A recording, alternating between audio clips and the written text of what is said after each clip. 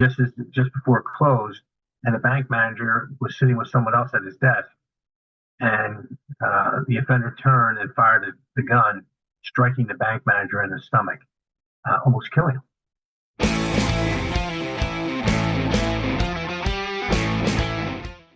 Welcome to the Cops and Riders podcast. Your host, Sergeant Patrick O'Donnell, worked the streets in one of the nation's largest police departments for over 25 years. Ride along with O'Donnell and his expert guests as they help you navigate the oftentimes confusing and misunderstood world of law enforcement. O'Donnell and his guests on this show do not represent any law enforcement agency. The content of this show is not meant to be legal advice. If you think you need a lawyer, you probably do. Hey, Cops and Writers, thanks for being here with us today for another episode of the Cops and Writers podcast. I'm Patrick O'Donnell, and I'll be your host for today's show. This show is listener-supported, so thanks to all of you who keep the show going. I would especially like to thank those of you who are patrons of the show. Your generosity helps pay for the software, equipment, and my time producing this show. Yes, you too can become a patron for less than a cup of coffee or a pint of Guinness. Just go over to patreon.com/Cops and Writers. Welcome back, everyone, for the conclusion of my interview with retired FBI Special Agent, author, and Professor Raymond Carr. When we think of bank robberies, it conjures up visions of iconic movies like Dog Day Afternoon, Heat, and, of course, Keanu Reeves and Patrick Swayze battling it out in Point Break. My guest on the show today, retired FBI Special Agent Raymond Carr, hunted down hundreds of real bank robbers. Today's episode, we will break down that one defining case of a career for Ray, the most prolific bank robber of all time, who is known as the Friday Night Bank Robber, Carl Gugasian. Carl evaded capture for 30 years before Ray was on the case. Carl is believed to have been involved in over 50 robberies before Ray ultimately arrested him. We also dive into Ray's life after the Bureau, being a college professor and writing the book, 30 Years on the Run, the hunt for the most prolific bank robber in history. Please enjoy this fascinating conversation with the FBI agent who caught the bank robber who was on the run for over 30 years and brought him to justice. Let's get into the meat and potatoes here. The Friday Night Bank Robber, Carl Gugasian. How do you pronounce his last name? Gugasian. Gugasian. Mm-hmm. Okay. When and how did you first become aware of him and start working the case? I get a call from our Scranton office. I was the head of the National Center for the Analysis of Violent Crime for Philadelphia Division. So any case that came in, unsolved homicide, rape, serial case, anything that came to me. It was one of my collateral duties.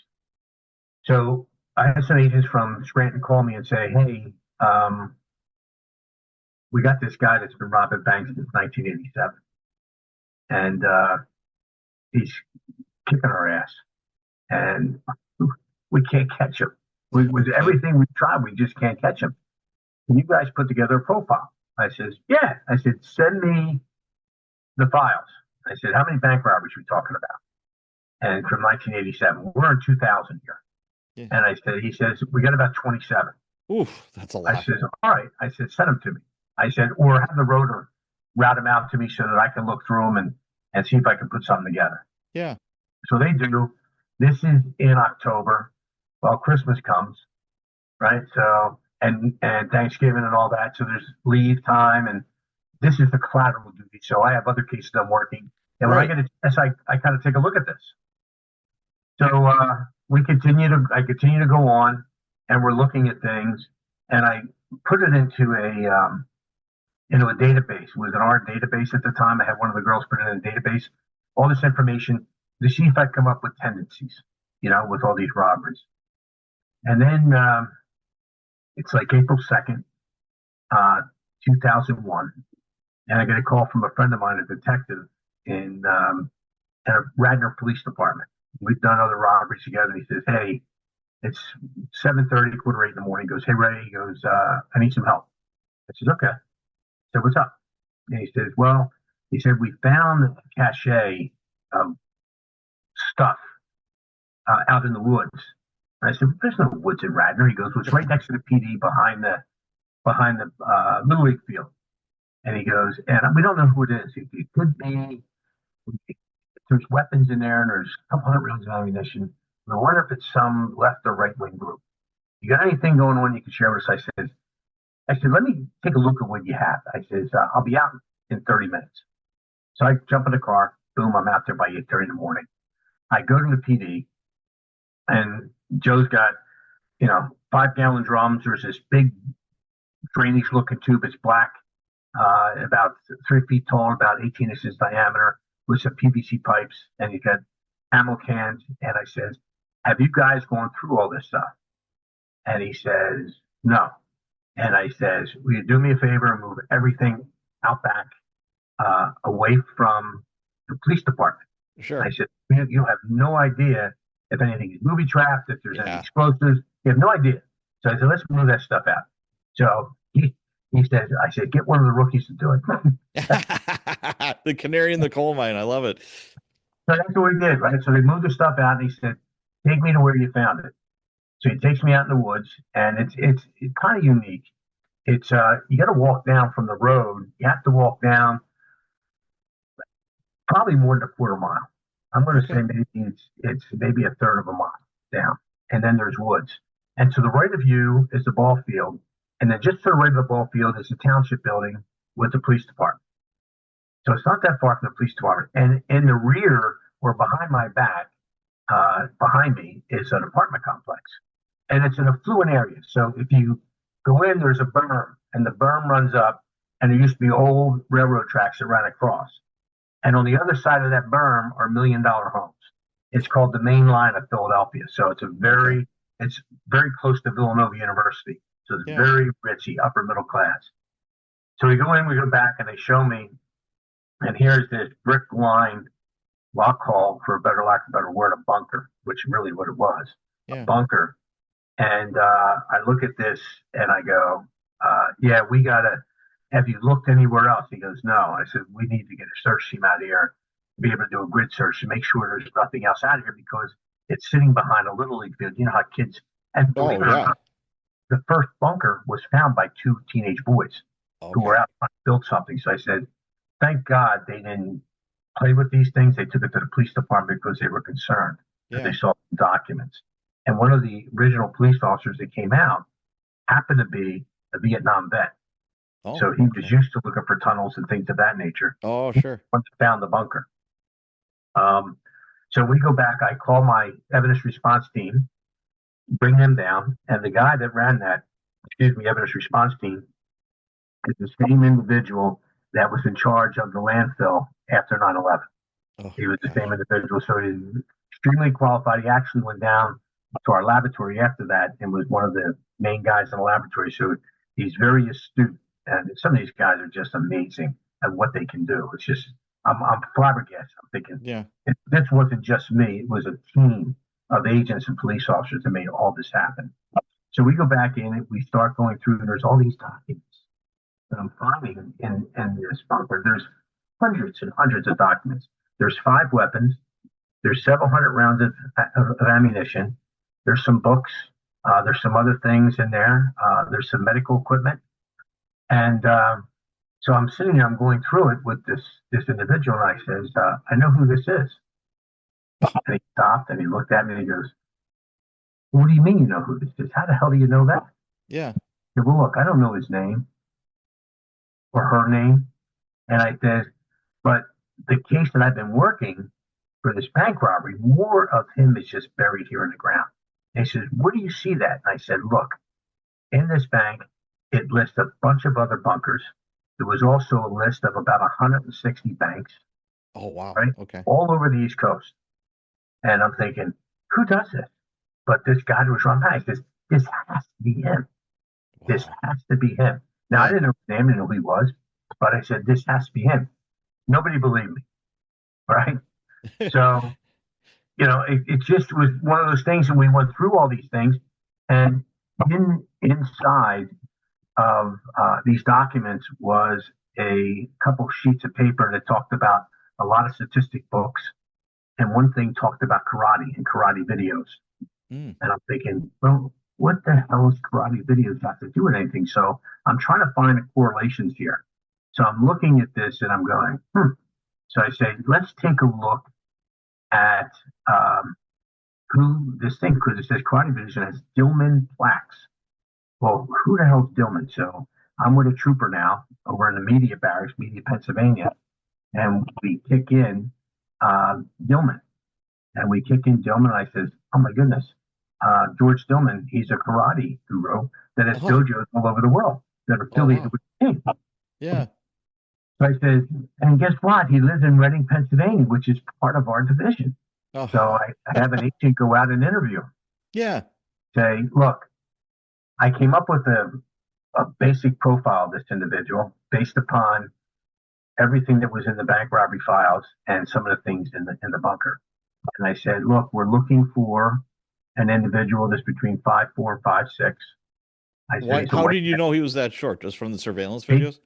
Based on the surveillance videos, the description by some of the individuals. Now, in the descriptions, some of them weren't even sure if he was white.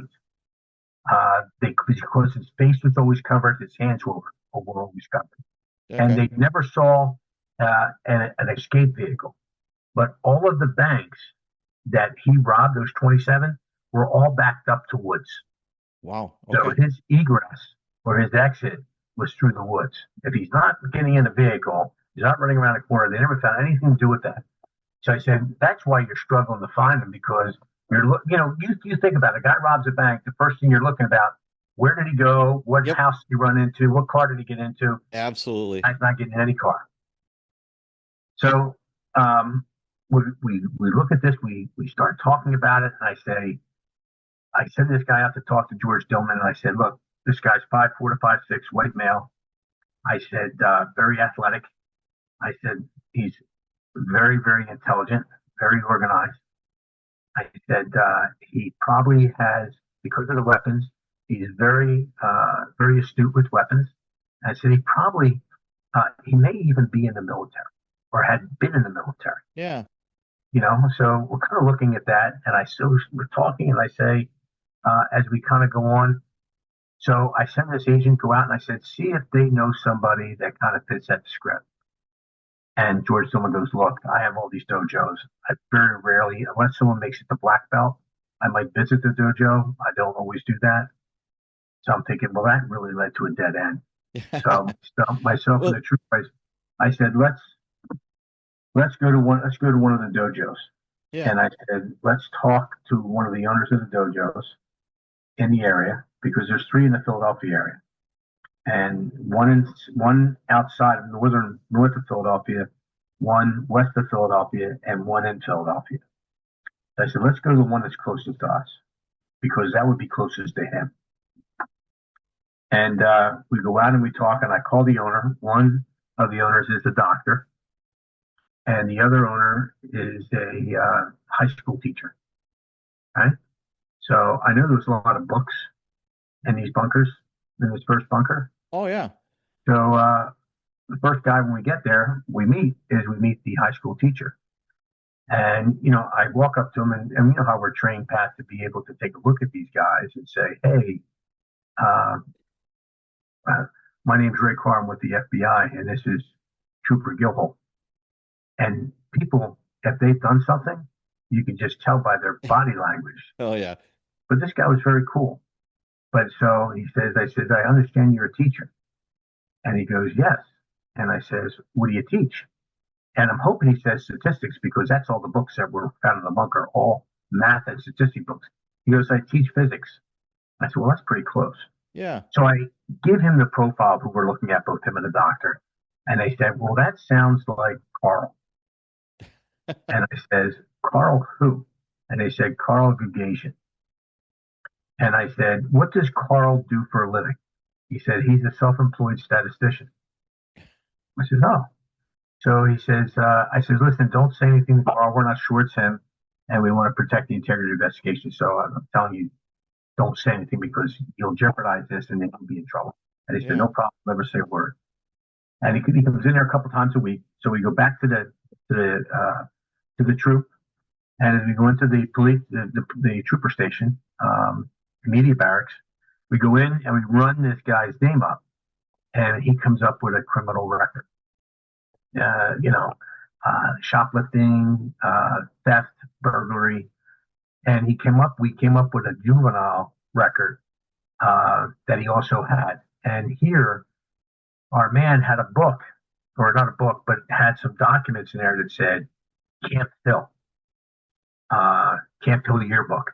Well, Camp Hill, back during his time, was a juvenile detention center, much like I worked in, Oh, okay. out there in the middle of the state, but it was more for your more violent offenders. It was a lockup facility.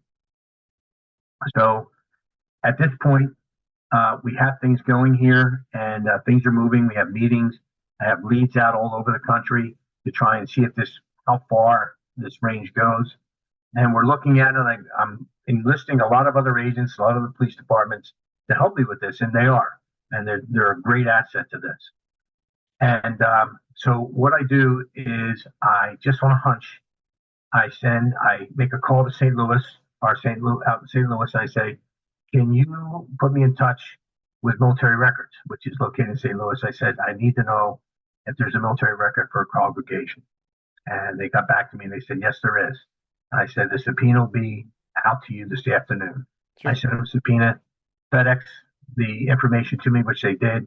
And here Carl was in the military, just as we had said. So things are starting to come together here. Yeah. So we put surveillance on them and we're watching them. And at the same time, in the bunker, there's a slew of other maps to other bunkers all over the place. Mm. And one of the areas is state game lands, which is kind of up in the Scranton area. It's up around York, Jim Thorpe area. You know Jim Thorpe because they named the town after him. That's where he's buried. Okay.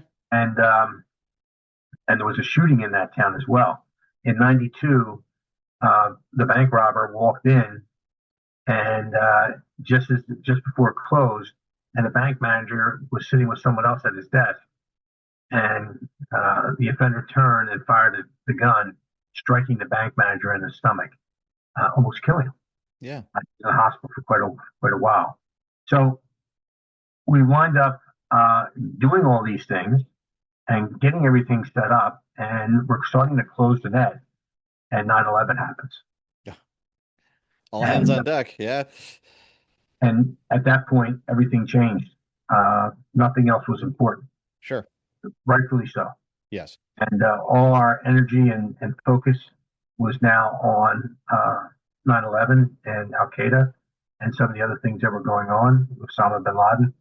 And all our agents, I mean, we didn't have a day off. I don't think, at least I didn't, from September 11th, 2001 until sometime in January. It was the first time I had a day off. Saturdays, Sundays, nights. It was just one of those things.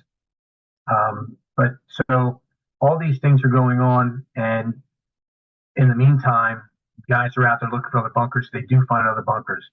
One of the bunkers is a cave up in Jim Thorpe in the state game lands. And inside the cave are 27 weapons, hundreds of books, hundreds of rounds of ammunition, medical equipment. What kind of guns are we talking? Like from the first bunker to like, did he like favor a certain like make and model, or are they long guns, pistols, a mix? What? There was a mix. You name a gun, he had it. In total, we recovered over 40 weapons. Wow. He had an AR-15, he had an Uzi, he had a 308, he had 45, he had wheel guns, he had automatic handguns, he had long rifles, he had shotguns. Wow. You name it, he had it. Did he convert any of those to full auto? He did not. There was one that was full auto, which was the AR. Okay. That one, and then the Mac 10. That was auto too. So yeah, that's some serious hardware.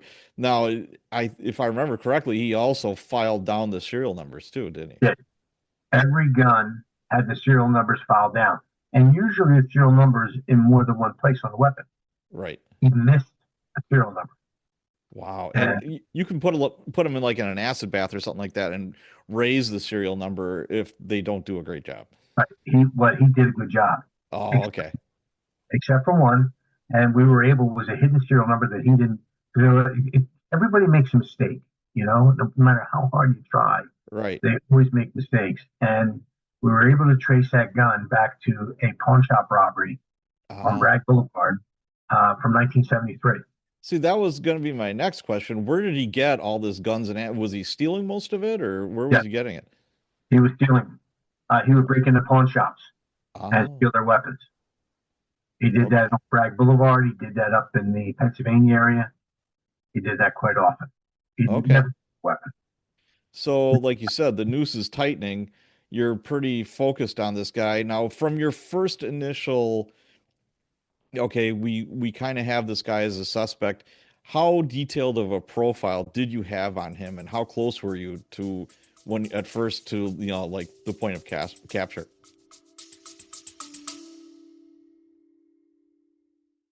What's the craziest thing you saw when you were a cop? My first week on the job, a guy running at me with a butcher knife. He just killed his brother over the last hot dog. That's chapter 1. There are 33 more. Police Stories, The Rookie Years, just launched. Available now on Amazon. Search Police Stories Patrick O'Donnell or click the link in the show notes. Back to the show. I think I was spot on with everything about him. I don't think there was anything that we put out that was he was different. He was so different than any other bank robber Yeah. you'll ever run into. Um, most people have a purpose of why they're doing this. We had no idea why he was doing this. He wasn't a druggie. Oh, he wasn't? Okay. No, he graduated from Villanova with a degree in engineering, electrical engineering. Wow.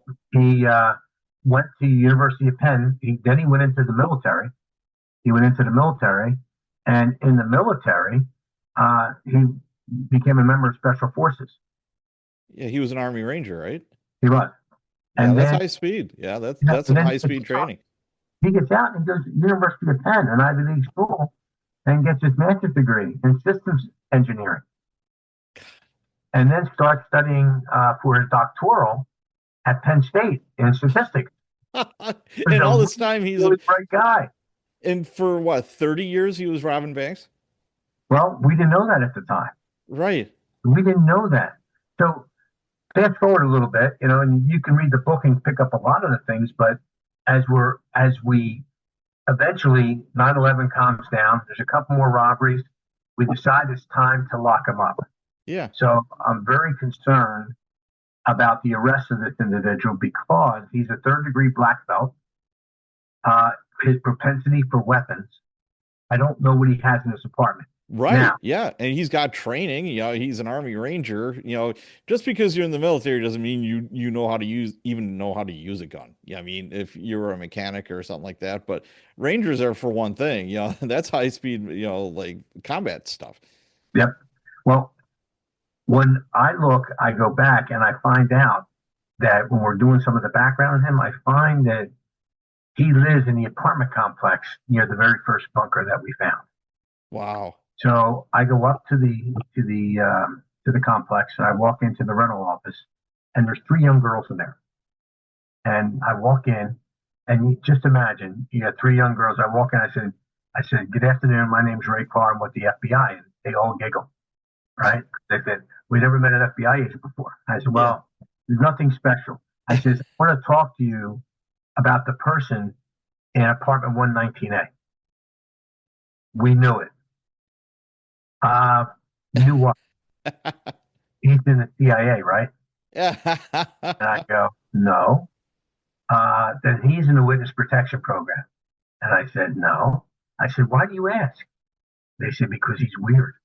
And I said, well, what makes him weird? They said, he runs a lot. And I said, girls, I said, I run too. And he goes, but he runs fully clothed with a backpack. Okay. And I go, okay, I get that. So he says, he's no longer here. He moved. So I go and I talk to the maintenance guy and he says, yeah, he threw a bunch of wood out and a lot of other things out that he was using to make his bunkers. And I said, how long ago? He goes, it's going in the trash. Because we would have taken some of that stuff. But there was nothing. I went into the apartment. There was nothing there. that was worth anything. Mm. But we tracked them up to Plymouth Meeting, which is just off the Pennsylvania Turnpike, okay, outside of Philadelphia. How did you track him? How did you find out he was living there? Just doing record checks on him. In other words, he didn't know we were looking at him at this point. Yeah. But I'm thinking he knew he had to know that we found his bunker. Right. Right. No, so what's he doing? And I'm probably figuring he thinks, well, they don't know it's me, because if they knew it was me, They would arrest me. they Yeah. already came and got me. Yeah. So we track them up there, and we have two teams, our red and our blue SWAT guys, and we have one that we put in the back of a panel van, and we have him followed, and we have these guys in close proximity. That if an opportunity presents itself, they're going to arrest him.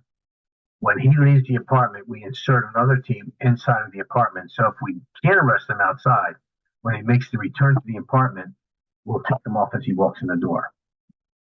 When they do that, they go in, they find two loaded weapons, one in the kitchen and one near the front door that he had locked and ready to go. So if we walked into that, we could have walked into somebody could have got hurt. Yeah. Total firefight. Yep. So they wind up calling me about an hour into the surveillance. They said, Ray, he just walked into a bank. What do you want to do? I said, what bank? PNC. I said, take it easy. That's his bank. I said, he's going in to conduct transactions. Okay. He never robs a bank during the day. So I said, all the banks he robbed, all backed up to the woods. And all his escape was made through the woods. I said, don't worry about it. This is in the inner city. He's okay. So he goes down to the Philadelphia Free Public Library. The reason why that's important is because in the bunkers were topographical maps. And topographical maps were attributed to a lot of the bank robberies that he had robbed, showing the egress and the land around it, which most orienteering from a mapping perspective is that I want to know what hazards I'm going to face when I go through the woods at night. And he would use that to be able to do that. So he is getting ready to go in the library, and they call me and I says, if you get an opportunity, take them off. And they take them off right outside the Philadelphia Free Public Library. So I always say he was going to check out a book. Instead, he got checked out, right? So they wound up taking him back to the Philadelphia office downtown. Did he resist? I got to ask you, did he resist at all, or he just give up? Not at all. He was shocked, but he didn't resist. Okay. Those guys were on him so quick, he never knew what hit him. Okay. Those guys, they're really good. And you got those special op groups, they're really, really good. So I get to they print them, and I finally get down there, and I said, hi, my name's Ray Carr, and I says, I want to sit down and talk to you. And he goes, I want a lawyer. So that kind of ends it right there. Yeah, it sure does. Well, you know what? I said, yeah, we'll give you an attorney. But I said, in the beginning right here, he said, I just want you to listen to me. I'm not going to ask you any questions, just background information, but I want you to listen to me. I said, I know everything about you. I know when you get up in the morning. I know when you go to sleep. I know where you go. I know where you eat. I know who your friends are. I know everything about you. And I said, you may not talk to me today, but you'll talk to me. You understand? He didn't say anything. He just looked at me. But the look in his face was defeated. Okay. He was completely defeated. So we go through and we getting ready for the case, getting ready to do things. And remember what I talked about the 100+ years? He's looking at the bank robberies we can charge him with that are still under the statute, because the statutes run on a lot of those things. But there's 3 bank robberies that we can charge him with. He's 56 years old at this point. Okay. There's 3 bank robberies we can charge him with, which is going to put him somewhere up in the area of 4 bank robberies. It's going to put him somewhere up in the area of over 100 years. So it's a life sentence. Yeah, he's leaving in a box if he goes to prison. Yeah, absolutely. It's going to be a life sentence. So we talk to his attorney, and we go back and forth. And the attorney says, Ray, I want to sit down with you and the Assistant United States Attorney. I said, sure. So we sit down, and he says, he wants to talk to you. And he says, I think you're going to get one shot at this. I said, okay. And so I go in, and we sit down, and we were in the back of in a cell block in a small room, and he's handcuffed with shackles. He's handcuffed here, and he's got shackles here, and he's handcuffed to the table. And so we sit there, and I says, "I'm glad you decided to talk to me, Carl." And I brought another guy with me because I figure, that was my sacrificial lamb. That if he goes crazy, I'll take him out first before he takes me out. But he didn't. He was pretty well. Okay. But I said, so he says, well, "Where do you want to start, Ray?" And I said, "Why don't you start at the beginning?" He says, "Well, 1972." And I said, "Whoa, whoa, whoa, whoa." I'm thinking 1972. I'm thinking 1987. He's going back 15 more years. Wow. Right? We're in 2002. I'm thinking, holy shit. So I says, "You know what, Carl?" I says, "Tell me about your childhood." I Yeah. needed the verse. I said, "I want to know about you." And so we went there. We went through things. And I met with him 30, 40 times Holy after cow. that. And he told me everything. I believe he told me everything, but they never tell you everything back. Right. They only Right. beat something out. But he drew me maps to where all the bunkers were. And I remember going out with a bunch of guys one time. We're looking for a bunker, and I can't find it. I have him on standby in the prison. Yeah. Call the prison, and I says, "Hey, I need to speak to Carl." And they put him on the phone. I said, "Carl, I can't find this bunker." He says, "Are you where there's a red fence?" I said, "Well, there's a white fence." He goes, "Well, they painted." And he says, "There's a big, big tree, real wide." I says, "Yep." He says, "There's a path that should go down." He says, "Take 50 paces." And he goes, "Remember, my paces are going to be shorter than yours." I take 50 paces down. I said, "What am I looking for?" "You're looking for a piece of slate." I go, "Okay, I found it." He goes, "Boom, there it is." I says, "Oh, that's good, Carl." I says, "When's the last time you were at this bunker?" He says, "Oh, about 8 years ago." Wow. He's got quite So, the memory. yeah, he's just so smart that he can remember all these things. I was like, wow. So we recovered 27 bunkers and over God. 42 weapons and over $100,000 in cash he had buried. Okay. So we did all that, and then he was sentenced, I think, in 2003, and he got 17 and a half years. It was what they call a C plea, and a C plea is, so your audience knows, is when the government and the defense come to an agreement of what the sentence will be, and they present it to the judge. Now, the judge can either accept it or reject it. In this case, the judge accepted it. And the defendant doesn't know if the judge is going to accept it until the day of the sentencing. So it's a crapshoot for the offender. Yeah. But he did accept it. He did 17 and a half years. And, a lot of the things that people ask questions, but why did he do it? Why did he do this? It goes back. Remember, I told you he spent time at Camp Hill? Well, when he was about 14 years old, well, first of all, he was born in a displacement camp in Germany Oh. in 1948. Hmm. And his mother was Armenian and his father was in the Russian army. Oh, wow. After 5 years, they moved to Paris on a farm just outside of Paris. And then a couple of years after that, they moved to West Philadelphia and then to Haverford, which is an upscale place. His father was an auto mechanic and wound up opening up his own auto Yeah. mechanic shop. So he did very, very well as an auto mechanic. And Carl didn't have a great relationship with his dad. Hmm. Dad was very, very strict. And Carl and a couple of his buddies, they saw an open window at a school, and they popped in and they stole a couple instruments. Oh. And they took the instruments to a pawn shop in Philly, and the pawn guy called the cops. Okay. The cops arrested him, and they turned him over to Haverford PD for breaking into the school. And the other three boys that were with Carl, their fathers all paid a fine and got their kids out of trouble. Carl's father said he's going to pay for what he did, whatever the punishment is. And he spent the whole summer in a juvenile hall as a 14-year-old kid. So he decided the next time I do something, I'm going to make sure that I'm just doing it by myself so nobody can tell on me. Oh, okay. And he was doing some burglaries, and then he burglarized a candy store, and the police showed up. They told him to halt, and he didn't, and they fired and hit him in the leg up near the buttocks. And that's where he spent 11 months in Camp Hill.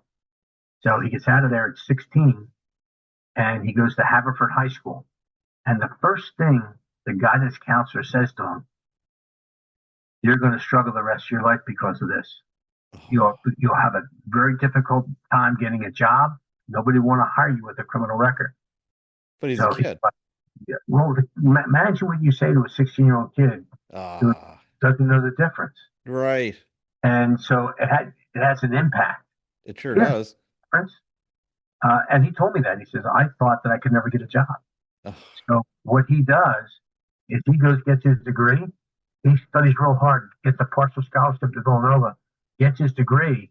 And all these jobs for engineering are all with government contractors and all take a background check. He goes, I'm never going to get in. So he could go into the military as an officer because of his college degree, but they do a background check. Yeah. But non-coms, they weren't. Sure. They weren't doing a background check at that time for him. So he goes in there, and he's doing real well, and he's knocking it out of the park. And all of a sudden, this program opens up down at Fort Hood, Texas, for a special weapons operator, and it's a high tech, top secret project that the Army's working on. And he applies for it, and he doesn't get it. It's because somebody was doing somebody else a favor, not because he wasn't qualified. Okay. He took it that I didn't get it because of my background. So he's now at Fort Bragg, and he's looking, he's going, what am I going to do? And he's reading the paper. He's looking at the paper, and he's reading this paper, and he says, wow, this guy just robbed this bank on Bragg Boulevard, and he got $80,000 in 1972. He goes, that's a lot of money. Yeah. And in 72 it is. It's like equivalent to $750,000 today. Sure. You know? So he says, I can do that. So he tries to go rob this bank on Bragg Boulevard, the same one where the guy got 80. And it takes him 7 or 8 tries where he comes down because he's no longer in the military. Just trying to build up the nerve. Yeah.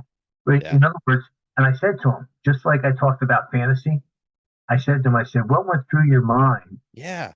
And he goes, I fantasized about what it would be like. And I said, well, did the fantasy live up to reality? And he goes, no, it was nothing like I fantasized about.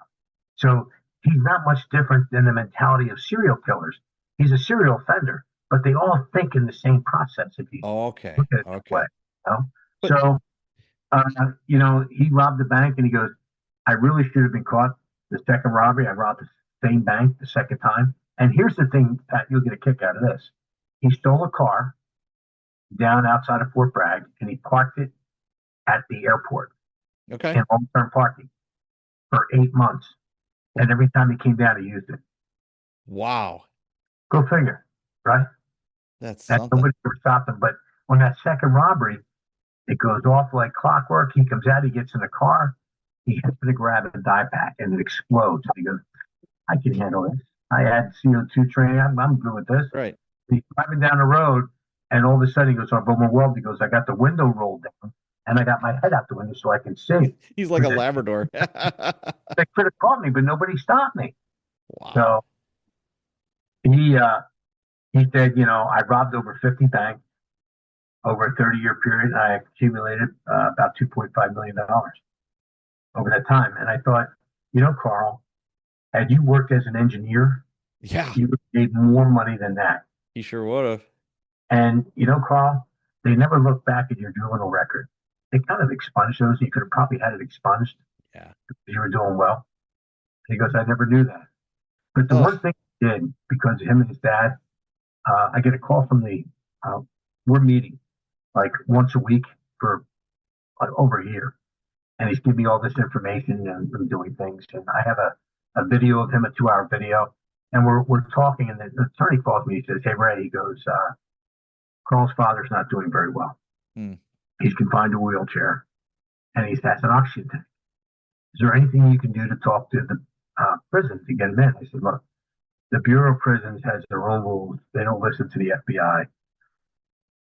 They'll tell you what to do. Have the parents, have the father, the mother, and his brother bring the father up to the fourth floor of the federal building and wait in the hall and call me when they're there. I go down and I get Carl because he's meeting with me all these different times. And I could have gotten a lot of trouble for this, but I did it anyways because it was the right thing to do. I wind up bringing Carl up. He has no idea, thinks we're just going to talk. My father calls me. I have another agent with me. He stays with Carl.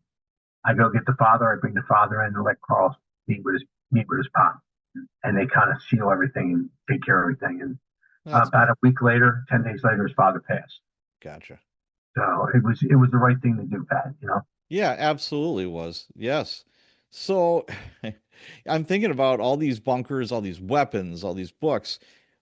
Did he ever leave a fingerprint, or DNA probably wasn't a thing back then, or was it? Oh, it was touch DNA. Actually, we used touch DNA, but the fingerprints, fingerprints was all over the place in the bunker. They were. He didn't take that far. Yeah, they were all over the place. Okay. His fingerprints were all over the place in there. So it would have been, in other words, one of the big things were they said, look, they have this thing that's called 404B, where you can bring in all this relevant conduct into what he was doing. Yeah. And that means past prior acts and things of that nature. And it was so overwhelming to him. And his attorney told me, he says, there's no way you're going to beat this. No way. I could pull a genie out of a lamp. It's still not going to help you. Yeah. So he tied it down pretty tight on him. Okay. So 50 banks, 30 years of robbing said banks. Do you think he had a sense of relief once he finally got arrested? You know, I would say he did. You know, I asked him, I said, did you know we found the first bunker? He goes, yeah. He says, I sat in my apartment waiting for you to knock on the door, but it never came. So yeah, because 30 years of looking over your shoulder, wondering, is like, okay, when's my day? You know, it's a matter of time. Right. Wow. But he's an interesting guy. But the funny thing is, when you say that about remorse, and I look, and I had lunch with him about a year ago. Yeah. And I asked him, I said, hey, what'd you think of the book?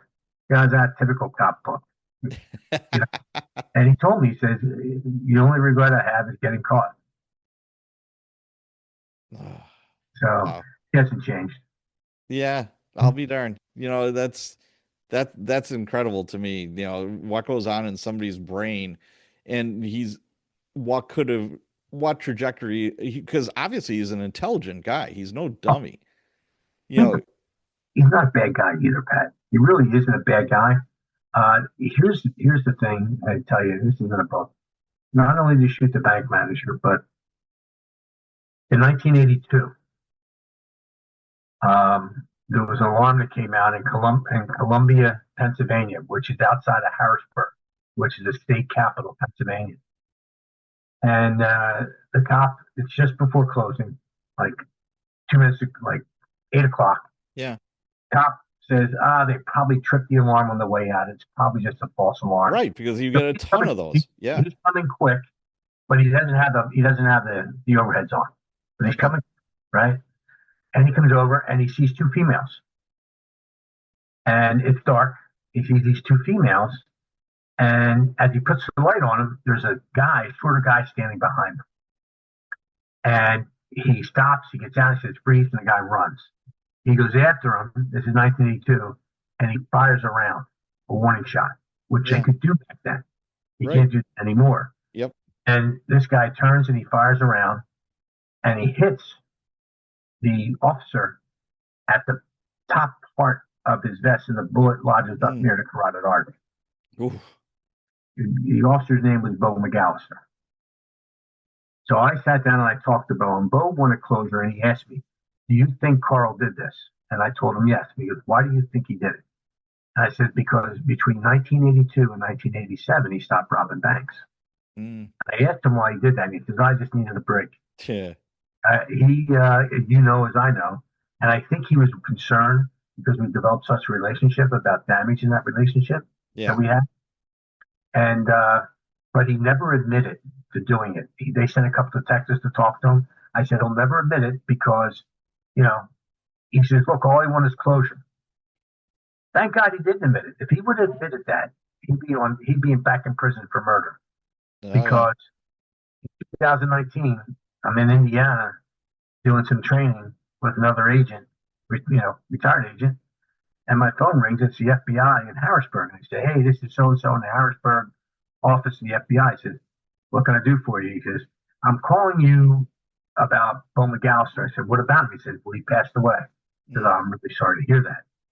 And he says, "Do you still have the weapons from your case?" I said, "Look, I've been retired for 6 years."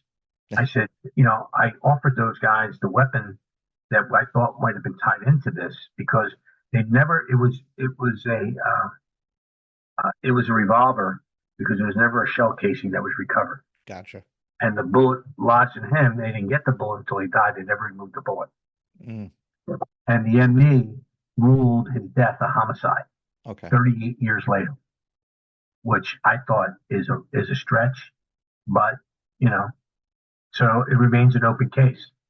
But I Wow. really believe he's tied into that. Great. How many bank robberies did he confess to you about? How many? Over 50.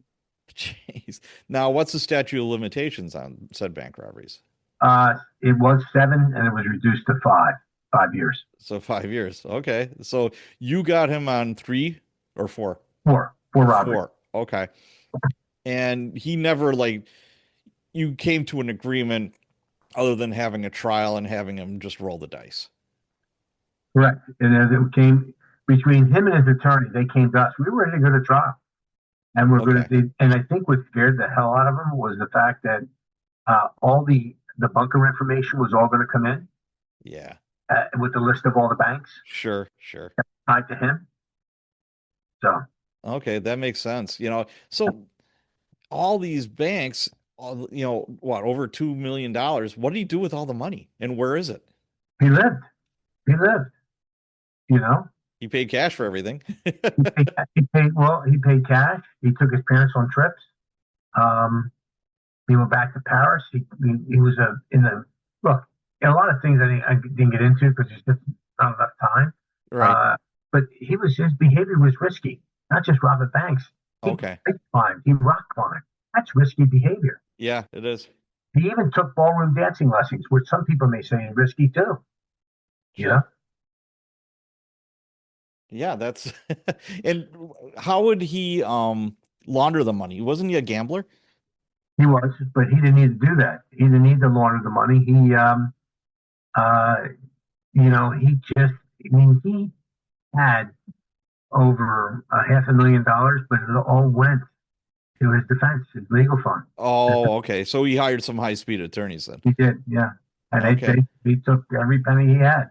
Now, a lot of people will consider a bank robbery a victimless crime, but some of the tellers or bank employees did some victim impact statements, didn't they? They did. And actually, that was Carl's statement. He thought that bank robbery was a victimless crime um, until the individuals came to him and he Yeah. heard the impact statement.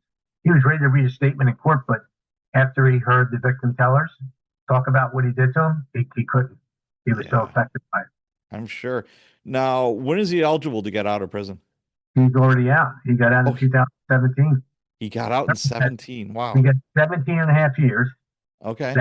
He was arrested in February 2002. Okay. So he got out, I think, in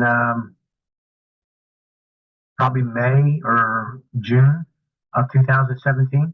Okay. So So he did what is he almost doing now? Do you yeah. know? He's a GED teacher. He is what is he? He's 70. He'll be 77 years old. He's 76 years old right now. Okay. So 77. wow. And you said you had lunch with him like a year ago? Yeah, about a year ago. Do you guys like correspond regularly or? Nah, not just it was there was the people that approached me to do a docu-series on him Yeah. who wanted to see if he would participate, and he Hmm. just had no interest. He wants this to Okay. kind of disappear. I said, Okay. this will never disappear, Carl. Wow. So okay. All right. So life after retirement. What do you miss the most about being an FBI agent, or least? I miss the people. Sure. There's nothing really bad about missing anything there. I mean, I don't miss the long nights. I don't miss getting called out at 2 or 3 in the morning. Sure. I don't miss that stuff. Okay. What's your opinion of the FBI now? Wow, that's a loaded question there, Pat. It is. Uh, it it's taken its lumps. It I mean, has. I've been out 12 years, and it's not the same outfit that I was part of.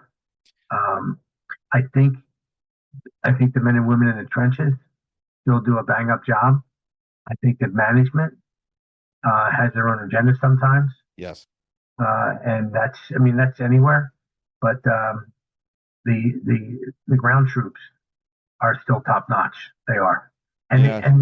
and you'll hear people talk about who they hired and they went woke and they hired these people and those people and DEI and all that. I really don't know enough about that to be able to speak to that. Sure. Yeah, I think the agents, like the majority of law enforcement in general, either fed or local or state or whatever, their hearts are in the right places. They went into that job to be of service to people, to do the right thing, and all of a sudden they become weaponized by the powers that be for, like you said before, whatever agenda they want to push or whatever. And it's like all they want to do is do the right thing. Yeah, nobody goes into law enforcement for the money. Yeah, but no, you're not going to get rich doing that. No, not at all. So, if I'm a younger person listening to this show, what do you think is the best way to get ready to become an FBI agent? What would your advice be? My advice would be is study hard, get good grades. Um, don't major in something that you think will get you in the FBI. Major in something that you'll enjoy doing for the rest of your life. Okay. Because if you don't get in the FBI, you got to have a fallback plan. Yeah, absolutely. Plan B. And stay away from drugs, stay away from the wrong type of people. And if you leave a soulless life, that's the type of individuals that I'd want to be representing what I used to do. Right. No, that makes total sense to me. So, your book, 30 Years on the Run, The Hunt for the Most Prolific Bank Robber in History. Why did you write that? So it was on my bucket list. I mean, I had a Okay. couple people keep asking me to write another book, and I get so many other things I'm doing. I don't know if I do. I have another book in me. Maybe if I get bored, maybe I'll do another one. I Okay. have quite a few cases, quite a few really good cases to do. That's Yeah. waiting, but it was just something that I wanted to do. I thought this was a great story, and I thought it needed to be told. All I mean, right. he is. There's nobody. There's nobody that's ever been like him. Even Dillinger, Or Bonnie and Trudy Clyde or Person, anybody like that. Yeah. nobody that had the success that he had, and you'll never see anybody like him again. Wow, that's amazing. Now, after somebody's done reading your book, what did you want them to get out of it? Was there like a overwhelming theme or anything like that you wanted them to get? No, I wanted them to, like I'm sitting here talking to you, I wanted them to think they're having a conversation with me. I kind of wrote it in the first person that way. Okay. And a lot of people told me that. Reading the book, I felt like I was sitting down talking to you. It's a conversation piece. It's one day this thing's going to be on the big screen, and people will be amazed that this individual was able to do what he was able to do. I mean, there's Okay. some things in the works right now, so we'll see.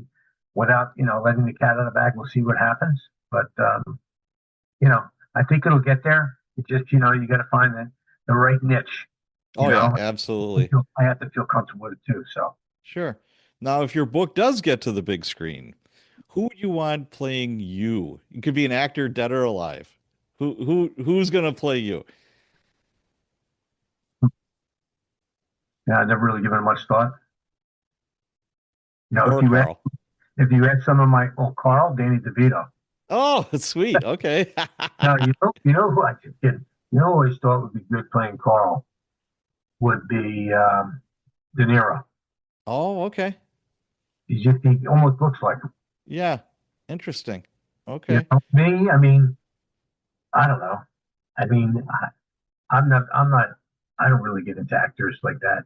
Okay. So You could be dead or alive, so yeah, whoever. who. This is a different type of thing. I mean, I have no idea. That's a great question. Nobody's ever asked me that question before, Pat. I have no idea. Okay. I love, yeah, somebody that's got an interesting story like you with this book and all that, and there's a good possibility that it will go to the screen. I always love to ask that question. People are always like, okay, yeah, that's awesome. Now you have a podcast, Cold Red. Tell us about that. Code Red is something that was developed by myself and my co-host Jim Fitzgerald. Jim Fitzgerald was one of the agents that worked on the Unabomber case. Oh, wow. Okay. And Jim is a forensic linguistic. He was down in the behavioral science unit. We've known each other over 30 years, since the early 90s. And a lot of things that we do, we look at, it's kind of more true crime. Okay. Some people like you have here will come on and talk, but our whole season 7 was dedicated towards a case that we both worked called the Center City Rapist, where he was involved in 13 rapes and 1 killing. Ugh. And we had some of the victims come on. So we really focus a lot on the victims and the victimology of things. Yeah. And we also had the father come on the podcast and spoke very much. And we had police officers come on and talk about the cases. So we will also engage in unsolved cases and bring them to our podcast. Oh, okay. To get some public opinion in reference to that.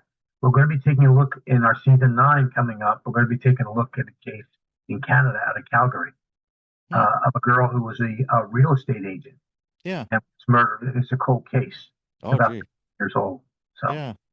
Interesting. Well, good for you.